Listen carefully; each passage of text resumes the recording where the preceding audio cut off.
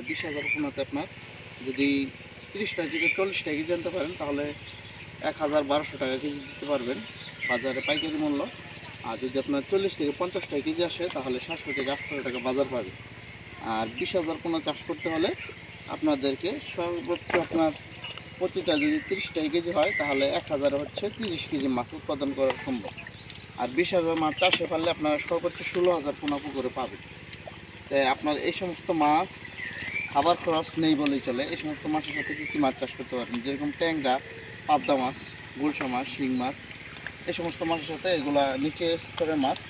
যখন আপনার মাছ ধরবেন তখনকার এই মাছগুলো আগে ভাগেই ট্যাংরা, গুলশা মাছ ধরে তারপর পুরা পুকুরে 2 থেকে 3 দিন পানি ভরে রাখতে হবে।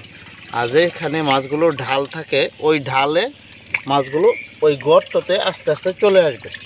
তারপর হচ্ছে 3 থেকে 4 দিন পরে এই পুকুরটা পুরোভাবে শুকিয়ে তারপর আমাদের মতো সুন্দর করে মাটি কেটে বা হাতে মাটি কেটে তারপর মাছগুলো ধরবেন। তাই যে সমস্ত খামারি ভাইয়েরা ভিডিওটি দেখছেন অবশ্যই আমাদের ভিডিওটি লাইক করবেন আর আমাদের চ্যানেলটি সাবস্ক্রাইব করবেন। সকলে ভালো থাকবেন, সুস্থ থাকবেন। আর আমাদের এই সমস্ত তারা বাইম মাছের অরিজিনাল পোনা নিতে হলে অবশ্যই আমাদের সাথে যোগাযোগ রাখবেন। সকলে ভালো থাকবেন, সুস্থ থাকবেন। ধন্যবাদ। আমাদের কাছে পুকুর সম্পর্কে, চাষ সম্পর্কে জানতে হলে অবশ্যই আমাদের সাথে যোগাযোগ করবেন। সকলে ভালো থাকবেন, সুস্থ থাকবেন। ধন্যবাদ।